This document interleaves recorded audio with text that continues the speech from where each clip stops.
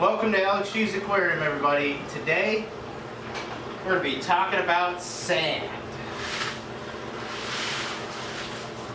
That's right, it's official.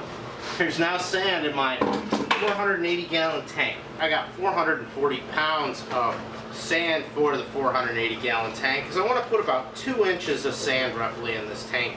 Maybe a little more, maybe a little less in some places. I basically went on CaribSea's website and they have each one of their different sands that I purchased. They talk about the number of pounds it takes to make a cubic foot of sand. And using that and a little bit of math and a pretty quick Excel spreadsheet, I was able to figure out how many pounds of all the different sand types I wanted to have would give me roughly 2 inches of sand in this tank. Now you might be asking, well, why sand? Because a lot of people love bare bottom.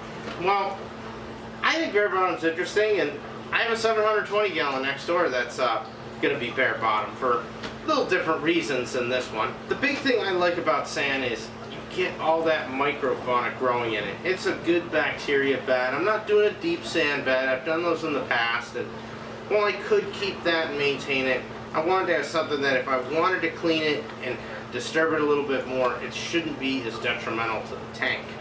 Now, I did go with 3 different types of sand, and I went with CaribSea sand. I've used it in many tanks for a long time. I'm going to use an old standby a little bit, which I'm sure is going to make a few people cringe because I know it's dropped out of popularity, but Florida crushed coral. Now, I'll talk in a minute about why I'm going to use some Florida crushed coral. I know it's kind of fallen out of favor with a lot of people, and we'll talk about that.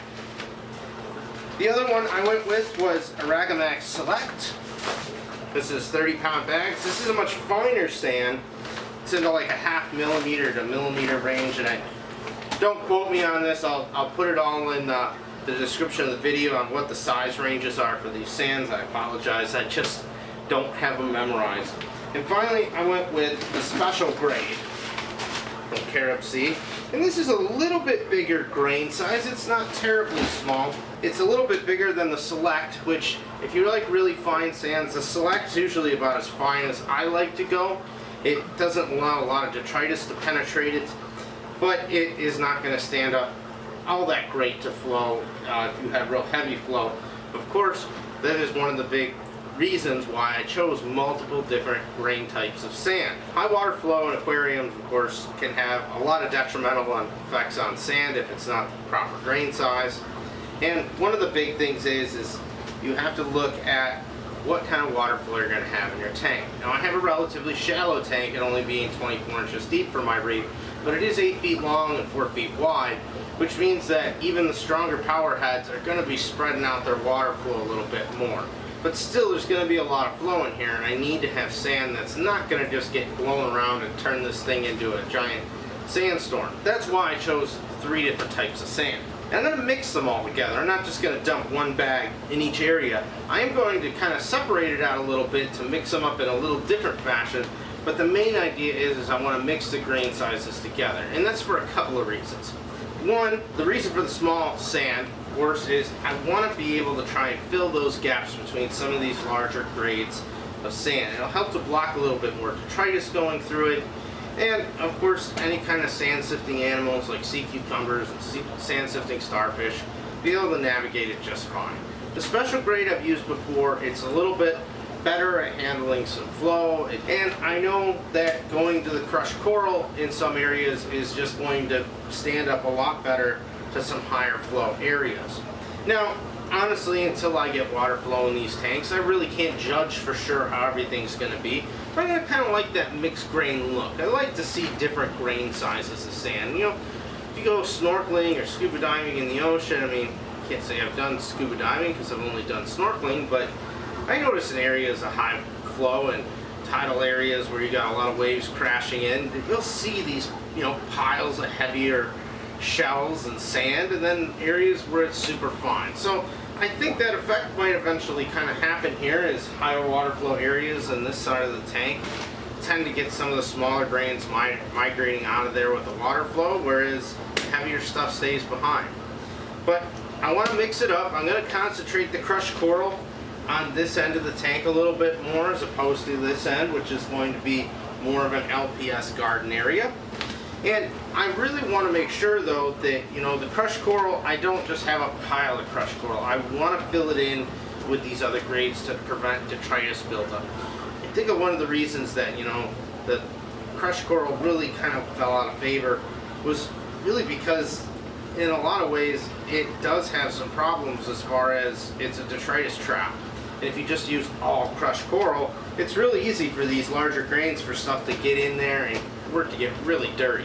And that's why I've chose a pretty low concentration. I only got 80 pounds of crushed coral total. I got 120 pounds of the Aragamax Select, and then I got 220 pounds of the special grade sand. And I hope I did my math right, it should equal 440 pounds. I'm gonna go ahead and go through the washing process a little bit here with you guys. I'm not gonna wash all of it. This is gonna probably take a couple of days, but I'm probably gonna start mixing it all together into a 5-gallon bucket. I'm just gonna hit it with water once. I will say, if you have never washed dry sand before, I will be prepared to tell you that if you do not wash it and throw it straight in a tank that has water in it, it's going to turn it into a big aragonite milkshake. And it's gonna stick to all your pumps and glass and sides, and everything's gonna have to get scrubbed down. Now, luck would be with me in a way. Since I had to fill the 720-gallon tank with water for testing the bracing system, I thought instead of generating another 720 gallons of water, why not just go ahead and siphon one tank over to the other, drain this one out mostly, put the sand bed in, which is going to be a good opportunity, and then I'm going to do a slow fill on this tank. That way, any of the dust that's still trapped in there, which I can tell you is going to be a ton of it, because you will almost never get this stuff out. I will give anyone that gets all the dust out of their sand some props though, because I know it is a painstaking nightmare process, and unless I was going to do a really elaborate setup to try and do it, it's just not even worth it. The dust won't hurt anything. If anything, it's going to help contribute a little more to your calcium and alkalinity if it gets stirred up. But that being said, let's go ahead, get some sand rolling in a bucket. I'll just show you guys real quick how I rinse it out. Oh, yeah, that's right, the 720-gallon tank. You might be wondering why you're hearing pumps and water flow in the background. Well, let's look over that way for a second. Ah, the 720-gallon tank. Once again, I apologize for the lighting. I gotta get a light source here eventually. The 720-gallon tank today, just today, has been completely filled to the top. Its plumbing's all back in line, and it is running as it was before all this happened. I even have my moisture barrier back up, all the canopy sections done, just missing a couple little small side panels, but I'm going to leave those side panels off until I'm satisfied that we don't have a bowing issue. The bowing issue, I know, is a big topic lately for me, and I'm going to make it quick. I'm not going to declare anything as being good until this is sat for at least a couple of weeks, so stay tuned on that. I will say, as of this moment, there is not bowing. If I detect any kind of bowing, this tank unfortunately is going to have to get drained. I don't want to take a risk of having a giant flood down here. So we'll give it some time. Go ahead, get back to washing sand. In order to get this sand washed, like I said, I don't do anything too crazy with it. I put a little bit of the Aragamax Select in here. Then gonna put some of my special grade in.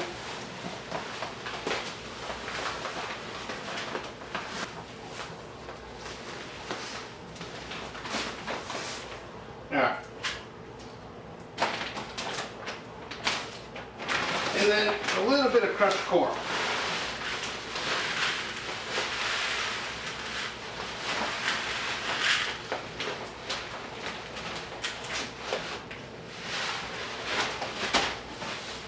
With these three different mixes done, you could mix them this way right now, or you could wash them.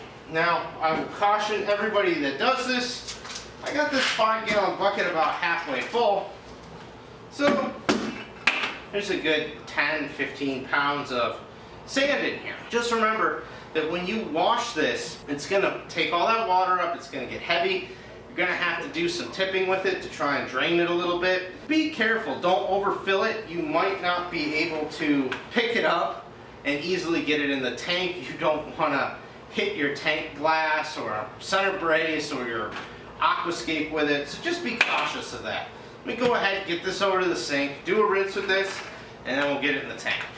So we can see my lovely utility sink here. Nothing fancy, just going to get some water going.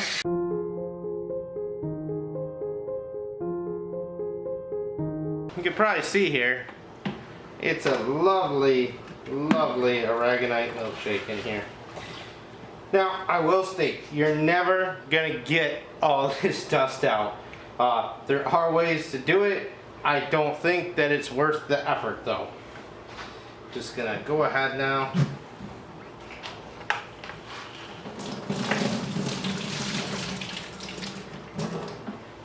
Start to drain this. Now I prefer to put a net in front of it. You could do a tray or a counter. The net will hold sand a little better.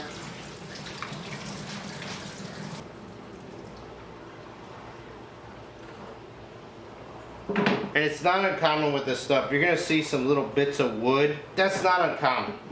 A reason I really encourage you to put a net here or dump into another bucket or a cup is you don't want to get a lot of sand down your drain. That could definitely be detrimental to your plumbing over time. That's the wash of the sand, everybody. I'm gonna go ahead now and get this into the tank and do this process over and over and over again.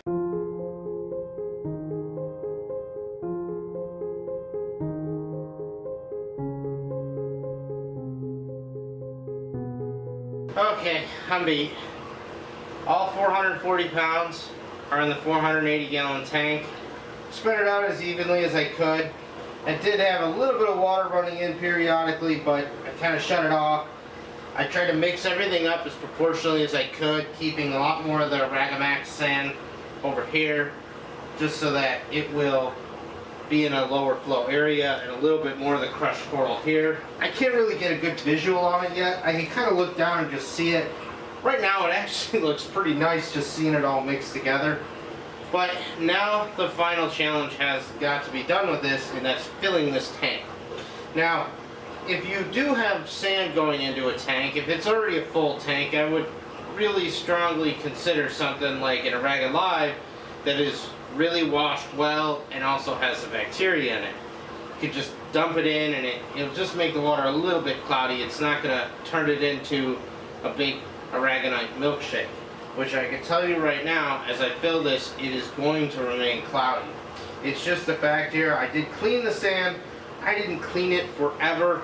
I find with dry sand that you could clean it for hours in a bucket and still be pulling dust out. And there's just kind of a point of diminishing returns. It won't hurt anything as long as I get little chunks of wood and stuff out, which a lot of them have been taken out through the cleaning process in the bucket, and a lot more of them have come out as this is stirred up and everything with a little bit of water. I could see some things floating on top. Overall though, I'm ready to go. Now it's time to add water.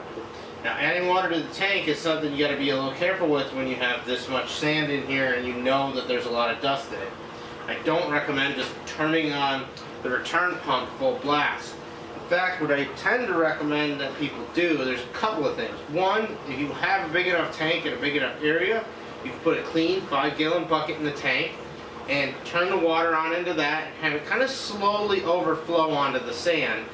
That way it's not disturbed a whole lot. And as the water level rises enough, you could take that away.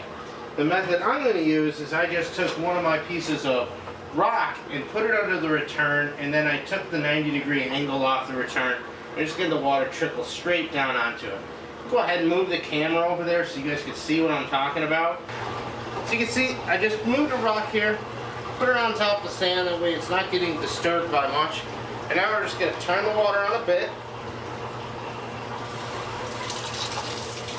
Now, as you can see, the water's hitting this, and it's kind of just gently flowing up. And even where the sand is right here, if I stir it up, I could I'll get a lot of dust out of it, but as the water just kind of cascades over the top gently, it's not allowed to really pick up more dust, and I can actually see pretty clear water over here. And what the idea is behind this, it'll keep most of the dust in the sand, so that as it gets moved around with flow, it'll kind of come out a little more naturally, as opposed to a giant hurricane of sand everywhere. Because if I turn the water flow on real high, sand's going to get all over the rocks, it's going to get pretty much everywhere here, and I don't want that. As soon as the water starts to flow in here, and it starts to cover the rock up a little bit more, I'll probably start to steadily increase the amount of water flow that's in here. And then once it gets high enough to where the 90 degree is going to make a little more sense, I'll go ahead and keep it on there. But I'm not going to turn the water flow up high. I want to keep it low so that the dust has time to settle. I'm going to let it go overnight, and tomorrow I will hopefully have enough water to fill the tank up all the way and get it back into the system. So let's go ahead and wait a day or so. It's been a couple of days now since I've got the sand into the 480 gallon tank. I think it's looking awesome. It's the look I wanted of having, you know, mostly a smaller sand with some bigger chunks kind of mixed into it. You know, the crushed coral, you'll get a lot of little shells and things like that that just kind of add to the character of the sand, so it doesn't just have one texture to it. Go ahead here and let you guys take a look at it, get a little bit of a close-up with it.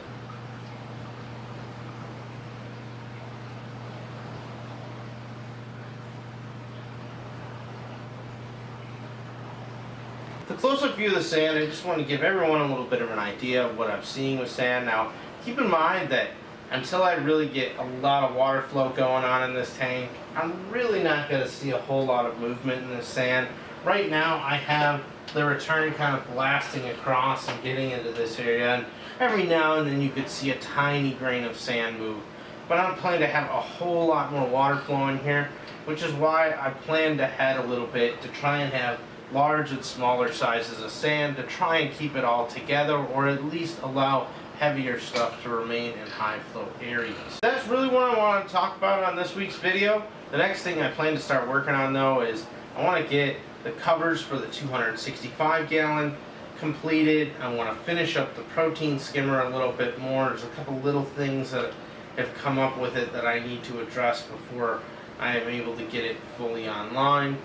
And of course, I need to test the heating system on this tank, which is another thing that will be coming up shortly. I have a couple things on order that I need to get before I can effectively test the heating system, because while I'm testing the heating system, at the same time, I'm also going to be testing my humidity mitigation, because I want to understand, as this tank heats up more, how it changes the humidity in the aquarium room area and also out in the main part of the basement. And oh yeah, I got a ton of cleanup work to do down here. My wife says that I need to have it clean or nobody can come down to see it. That'll be underway as well. More to come next week. Of course, if anyone has comments or questions on the sand choices I made for the 480 gallon tank, or just general questions about the 1600 gallon system, please feel free to go ahead and leave them down in the comments below. As always too, if you like today's video, please go ahead and give it a like. It lets me know I'm doing a good job. And you know, if you dislike the video, go ahead and dislike it too. That's fine. And of course, if you want to see more videos on my 1600 gallon system and its progress, I know we're getting close here. I might actually have life in this tank in a couple of months, and I really want everyone to share in that journey with me. So if you want to see more, please hit that subscribe button, and I will see you on the next video.